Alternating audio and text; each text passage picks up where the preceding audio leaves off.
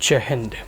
देखिए, आज हम स्पेसिफिकली बात करेंगे जो लिबरल इंटेलेक्चुअल बींग्स हैं, जो हमेशा फ्रीडम ऑफ एक्सप्रेशन की बात करते हैं, जो हमेशा आज़ादी की बात करते हैं, आज़ादी के नारे लगाते हैं। और ऐसे तमाम इंटेलेक्चुअल्स लेफ्ट लिबरल बींग का कह सकते हैं कि जो भी खास करके मैं बंगाल की ममता दीदी हैं, मुख्यमंत्री ममता बनर्जी, उन्होंने तो केरल स्टोरी मूवी को जो है बैन कर दिया, एक प्रकार से अपने राज्य में प्रतिबंध कर दिया। लेकिन जब आप किसी चीज़ को प्रतिबंध करते हो तो वो रीजनेबल इन नेचर होना चाहिए। मतलब कोई तो तर्क दोगे कि इस आधार पे, इस ग्राउंड पे, इस बिहाफ पे हमने इस मूवी को रिलीज होने से प्रतिबंध कर दिया या अपने राज्य में जो है चलने नहीं दिया। अब क्योंकि हर एक राज्य में जो है द केरल स्टोरी चल रही है और मुख्यतः जो है ममता दीदी जो है बंगाल में के अपने राज्य में जो है उसे प्रतिबंध कर देती है, उसे चलने नहीं देती है। तो इसको लेकर फिर सुप्रीम कोर्ट में जो है पिटीशन फाइल होता है कि भाई आखिर हर एक राज्य में जब चल रहा है तो आखिर किन कारणों की वजह से जो है वेस्ट बंगाल के भी मुख्यमंत्री या वेस्ट बंगाल की सरकार जो है इस पर प्रतिबंध लगाती है। तो मोर और लेस ये पॉलिटिकली मोटिवेटेड था और कुछ रीजनेबल रीजन नहीं था जिसके बिहाफ पे रिस्ट्रिक्शंस लगाए जाते। ये मुस्लिम अपीजमेंट की पॉलिसी थी और ये पॉलिसी जो है ममता बनर्जी हमेशा से अपनाती रही है। फिर तमाम बीजेपी के वर्कर्स और लोगों ने इसका विरोध जब किया, सड़कों पर उतरे, ठीक है। फिर जब सुप्रीम कोर्ट का निर्णय आया है तो अब जो है रिस्ट्रिक्शन यहाँ से उठा लिया गया है। मतलब कहने का मतलब है कि अब बंगाल में भी जो है कह सकते हो कि द केरल स्टोरी दिखाई जाएगी। देखिए, ये मुस्लिम अपीजमेंट या फिर कह सकते हो कि अपोजिशन की हमेशा ये खास करके ऐसे टीएमसी जैसे और ममता बनर्जी जैसे नेताओं का ये हमेशा जो है कह सकते हो तुष्टीकरण की जो राजनीति होती है, उन्हीं चीज़ों से ये लोग ग्रसित हैं। और हमेशा जो है कह सकते हो कि ऐसे तमाम जो कि हिंदू कम्युनिटी में अवेयरनेस फैलाने के काम करता है, जो सच्चाई को दिखाने का प्रयास करता है, उस तमाम चीज़ों को जो है प्रतिबंधित करने का जो है अभी वेस्ट बंगाल की सरकार की है। हुआ इसलिए क्योंकि उनको लगता है कि ऐसा करने से जो मुस्लिम मतदाता हैं या फिर एक वर्ग का जो एक कम्युनिटी, एक खास कौम के जो मतदाता हैं, वो जो है कह सकते हो खुश हो जाएंगे और आगामी चुनाव में जो है वो टीएमसी को वोट करेंगे, ठीक है। तो ये अपीजमेंट की पॉलिसी इनके द्वारा अपनाई जाती है। लेकिन संविधान में जो हमेशा लेफ्ट लिबरल विंग हमेशा कोट करता है कि संविधान हमें बोलने की स्वतंत्रता देता है या बोलने की आज़ादी देती है, वही संविधान अन्य लोगों को भी बोलने की आज़ादी देती है। वही आर्टिकल 19 के तहत तमाम जो लोग हैं, भारत के नागरिक हैं, वो मूवी के जरिए किन्हीं जो है वीडियो ऑडियो क्लिप के जरिए अपनी बातों को, अपनी भावनाओं को व्यक्त करते हैं। वही जो है फ्रीडम ऑफ एक्सप्रेशन सभी नागरिकों को मिलता है।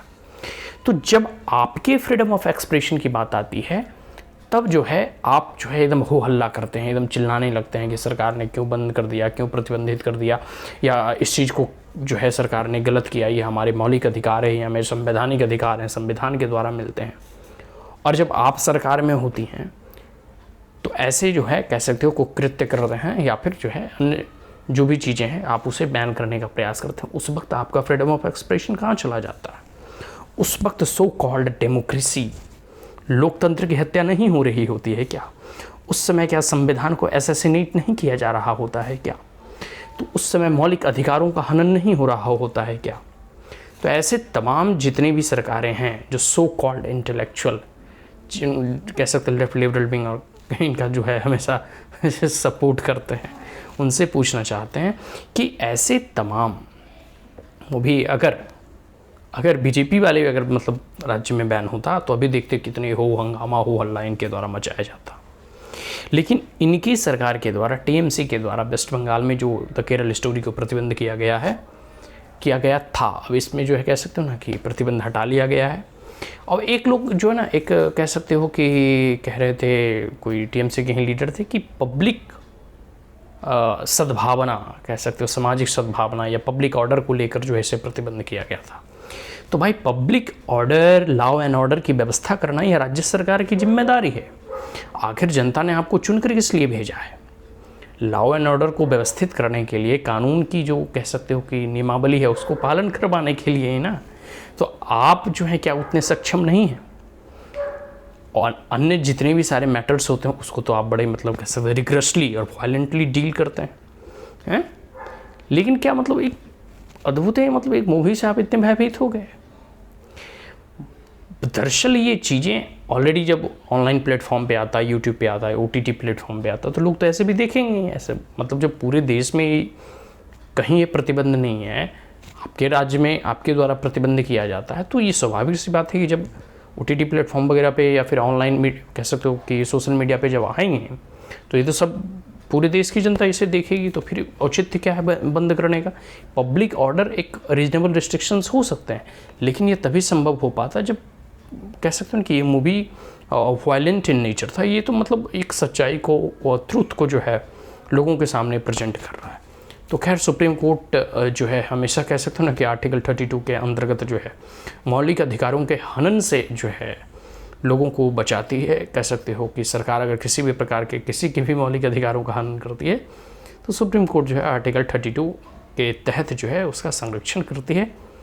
गार्जियन ऑफ द कॉन्स्टिट्यूशन भी है। तो इस वक्त भी ठीक सुप्रीम कोर्ट ने जो है इस प्रकार के कोई भी रिस्ट्रिक्शंस अब राज्य सरकार के द्वारा नहीं लगाया जाएगा।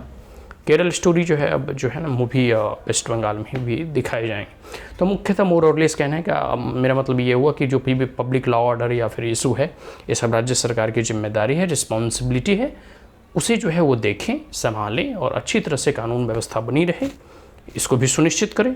और तमाम जितने भी सिनेमा हॉल वगैरह हैं उन सभी में जहाँ भी ये लगाए जाएंगे इन भविष्य में, इन फ्यूचर में, खास करके वेस्ट बंगाल की बात कर रहा हूँ, उसकी भी सुरक्षा की जिम्मेदारी जो है राज्य सरकार के ऊपर है।